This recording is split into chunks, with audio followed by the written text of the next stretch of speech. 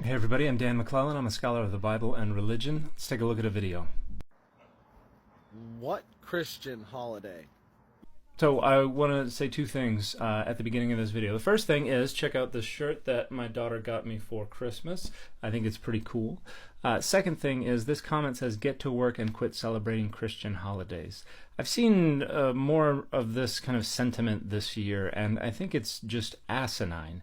Christmas is a federally observed holiday that impacts pretty much everyone's life in the United States and shuts down 99% of the country for a day and a half. The notion that someone gets to determine who does and doesn't get to celebrate Christmas when it has been celebrated secularly for many generations is pure and utter nonsense.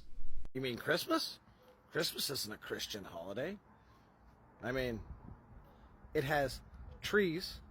Christmas trees are 100% a Christian innovation. They come from the Upper Rhine regions of Alsace in eastern France and Baden in western Germany from the early 1400s CE. And you can learn a lot more about that in Religion for Breakfast's wonderful YouTube video, The Very Recent Origins of the Christmas Tree.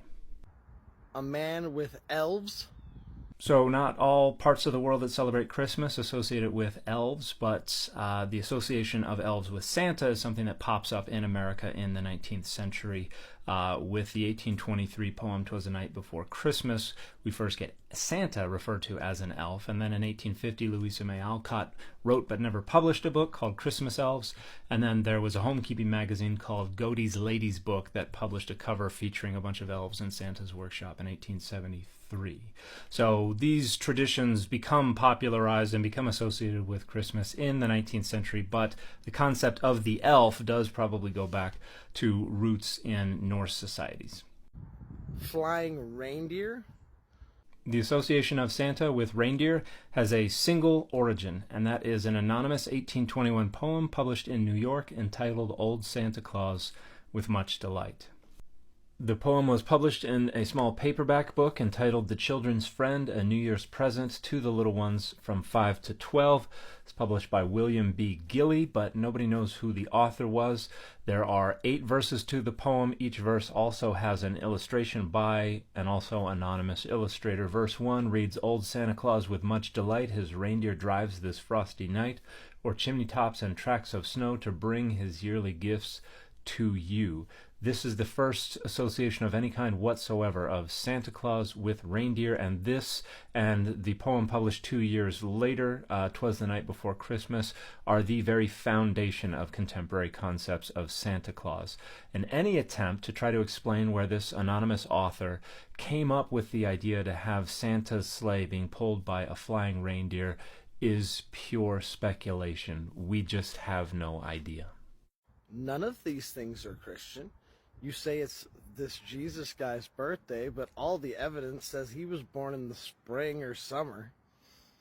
Well, the evidence would be accepting the historicity of the nativity accounts in either Matthew or Luke, or in both of them, which doesn't really make sense. And that evidence would suggest probably spring or fall. But very few Christians believe Jesus was actually born on December 25th. This is just the observed celebration of Jesus's birth, and that date was arrived at because of some calculations done in the late 2nd and early 3rd centuries CE associated with kind of conventional ideas about important historical figures being born or being conceived on the same date that they were thought to have died. So, what Christian holiday? You mean Easter? That's named after the goddess Esther? So loads of problems here. To begin, Esther is not the name of a goddess. It is a Hebrew name. It derives from the name Ishtar, most likely, a Mesopotamian deity, but neither has anything whatsoever to do with the name Easter. The name Easter is likely derived from Ostermonat, the name of the month in which Easter was celebrated, and that name, according to the Venerable Beda, who wrote in the 9th century CE, they borrowed the name of the month to name the holiday, and the name of the month was named after a Germanic spring deity who was also celebrated in that month.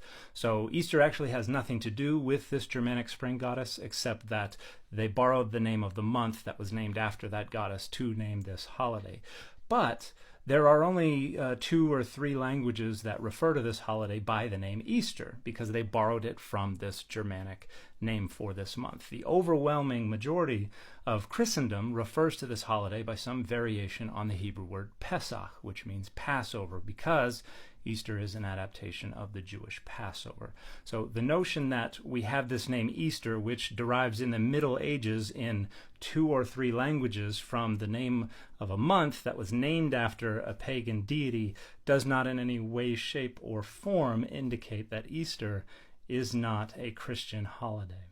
Whose fertility symbols were rabbits and eggs? There were no such fertility symbols associated with any goddess in antiquity. Christianity is the first to combine the concepts of rabbits and eggs together.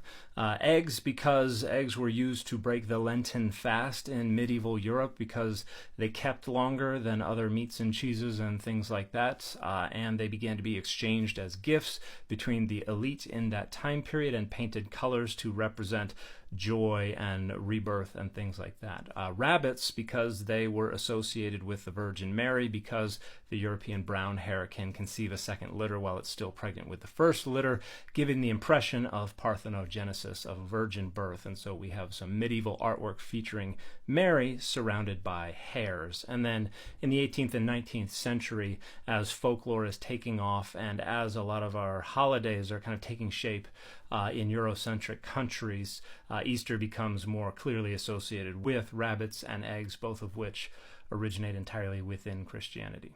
Well, that's not your holiday either.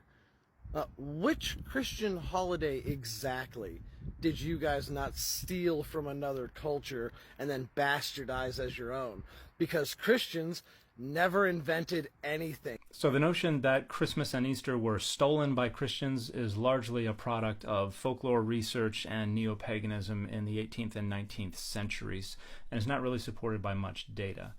Christianity has long had very powerful imperial and colonial dimensions associated with them, and they have forced conversion on other societies and have appropriated numerous things from other societies. But when we look at the celebration of things like Christmas and Easter, the influence from non-Christian societies on that celebration is largely a product of converts to Christianity saying, we're not getting rid of our conventions. And so this is one of the reasons that the celebration of Christmas and Easter around the world differs so wildly from place to place. It's because those are the influences of the non-Christian groups that were in those locations before and converted to Christianity, the majority voluntarily, but certainly a minority by force, and brought those conventions with them. So it is not accurate to say that Christians stole and bastardized these holidays. Even your story, the Passion of the Christ, was just a stolen story from the Passion of Dionysus and the Passion of Romulus. So the Passion of the Christ was a movie made by Mel Gibson, and neither that movie nor the actual story of the death and resurrection of Jesus is appropriated from either Dionysius or Romulus. None of the details of those stories actually support the notion that they were appropriated in any way. You guys couldn't even make up your own story about a god coming back from the dead, because that story's thousands of years older than Jesus. So this sounds like those folklore and anthropology theories from the 18th and 19th century, particularly Fraser's The Golden Bough. You don't got your own holidays. You stole them, just like the Christians stole fucking everything. So these claims are quite ill-informed, but I would suggest they are no more ill-informed than the asinine notion that non-Christians shouldn't be celebrating Christmas.